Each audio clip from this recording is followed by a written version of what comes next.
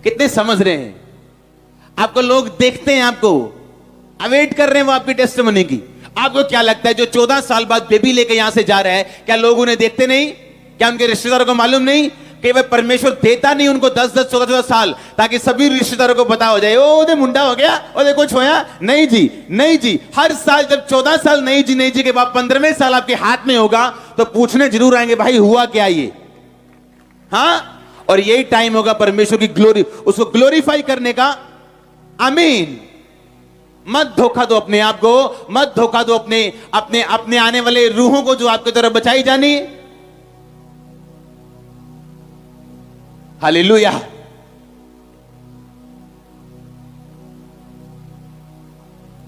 आपका करेक्टर आपके लिए क्या है? एक प्रोफेसी। वर्ड ऑफ गॉड सबसे बड़ी प्रोफेसी। अगर प्रोफेसी की किस्में लगा दें तो सबसे बड़ी प्रोफेसी क्या है? वचन। दूसरी प्रोफेसी जो यहां पे आपको मिलती है, डिक्लेरेशन, घोषणाएं, प्रोफेसी। तीसरी प्रोफेसी आपका चरित्र आपके लिए सबसे बड़ी प्रोफेसी है। आमीन। चौथी प्रोफेसी जो आपकी फैमिली आपके लिए करती है, और उसे पहचानना बहुत जरूरी है। आपके फादर का अगर बार बार एक्सीडेंट हो तो यह प्रोफेसी आपका भी होने वाला है। आपके घर में अगर बार बार तलाक हैं, यूट्रस प्रॉब्लम्स हैं, या सिर की बीमारियां हैं, हार्ट की बीमारियां हैं, तो यह आपके लिए प्रोफेसी है कि आप अगले हो।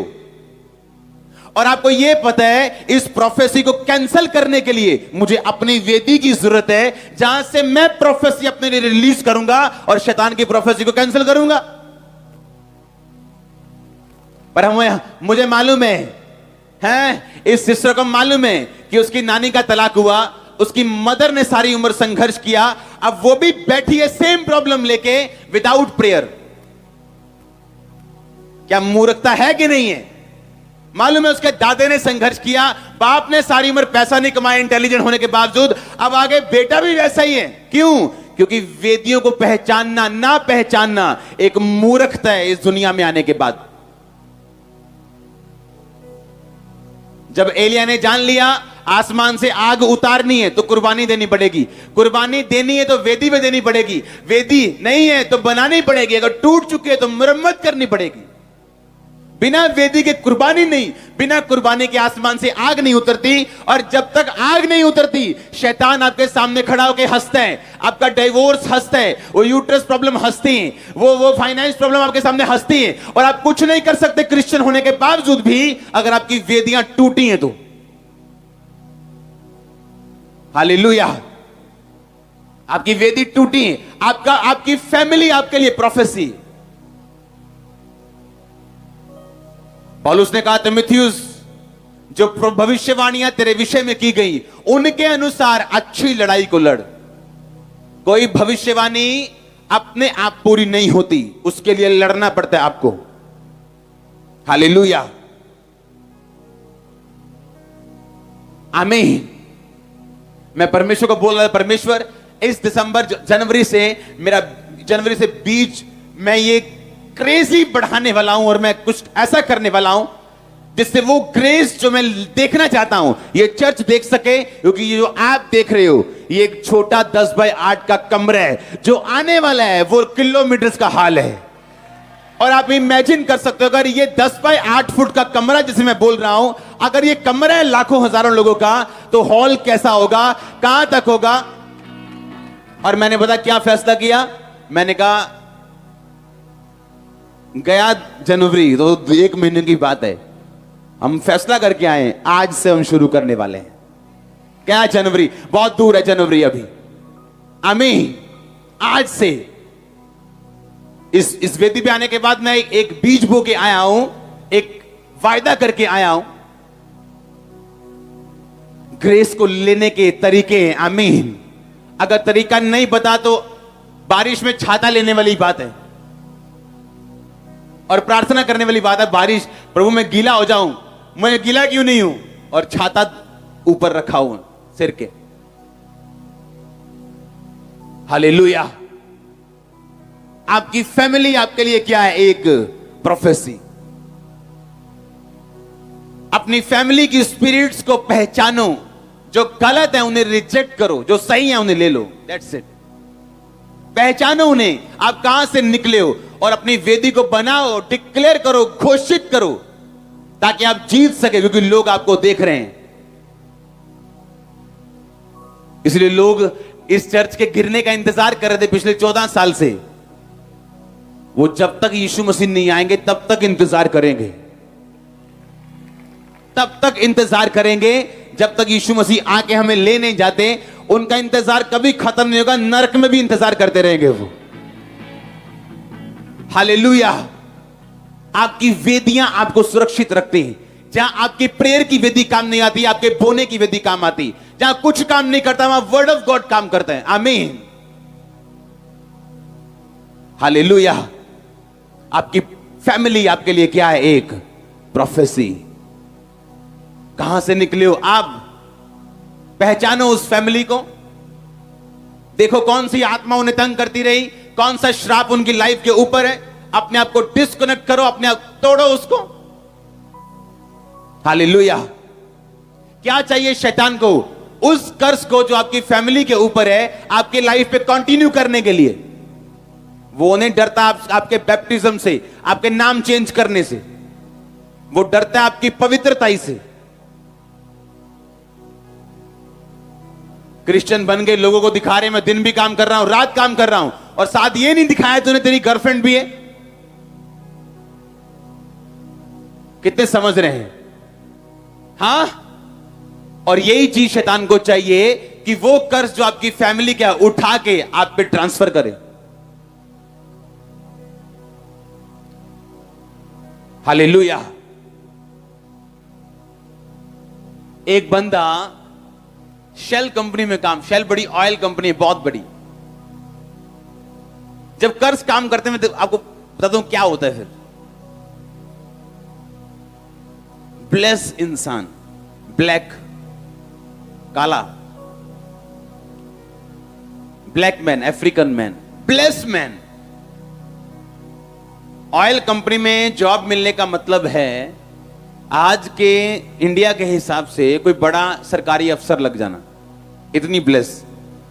एक दिन उसके बॉस ने, जो वाइट था, गोरा था, उसको झिड़क मार दी और उसको इतना गुस्सा चढ़ा उसने रिजाइन कर दिया। और उसके बाद मॉल्स में, दुकानों में धक्के खाता फिरा सालों साल जॉब लेने के लिए। कहता पता नहीं क्या हुआ, उसने मुझको बोला, मेरे को लगा वाइट मैन ने, गोरे लोगों ने मुझे डांट दिया, गोरे लोगों ने। कहता मुझे पता नहीं क्या हुआ, ऐसा गुस्सा आया और मैंने छोड़ दिया।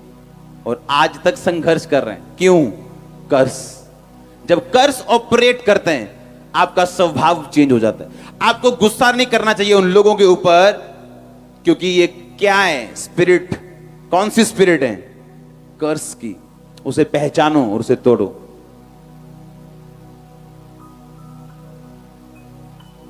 हालेलुया। ये स्पिरिचुअल लाइफ इतनी इंटरेस्टिंग, इतनी थिन लाइन है इसमें कि कब शरीर से आप आत्मा में चले जाएंगे आपको मालूम नहीं होगा। एक बंदा यहां पे अगर शरीर में बैठे है, वो सब तरह के गुनाह में है, पाप में है, और अभी अगर वो छोड़ दे, कब वो आत्मा में चला जाएगा आपको मालूम भी नहीं होगा।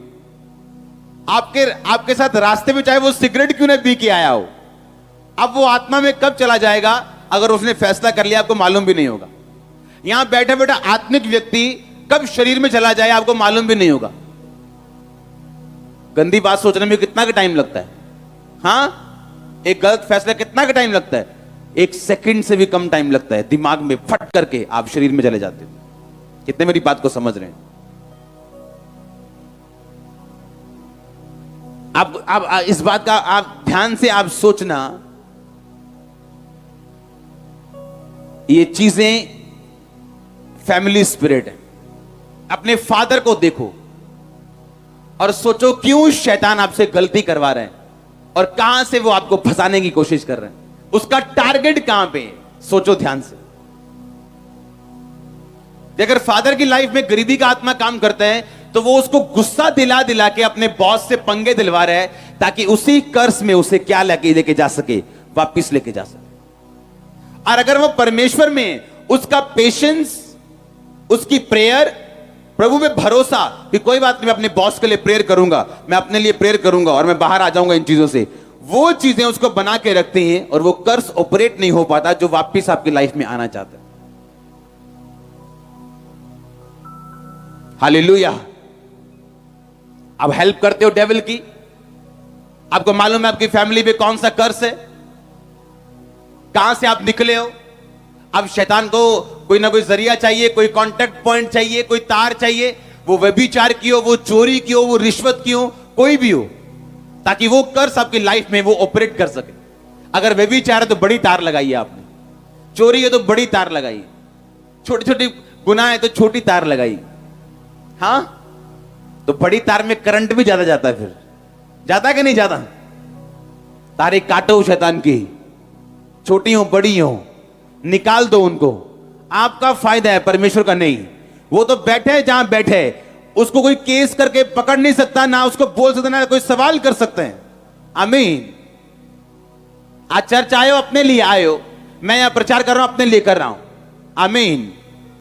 कितने मेरी बात को समझ रहे हैं? आप प्रभु के साथ वायदा पूरा कर रहे हो, मैं प्रभु के साथ अपना वायदा पूरा कर रहा हूं। हालेलुया। आपको ध्यान रखना है, कब आप शरीर में चले जाओगे आपको मालूम भी नहीं होगा।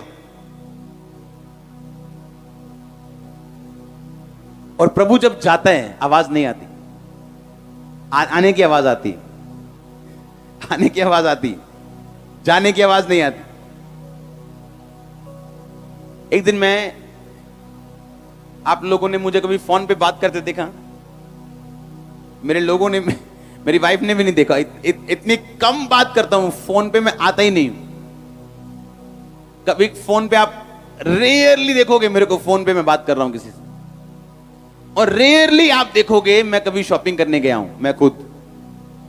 वो लड़के लोग जाते हैं। एक दिन मैं शॉपिंग कर रहा हूं और मेरी जेब में एक सीड था चर्च के लिए, और मैं उस सीड से शॉपिंग कर बैठा अपने लिए।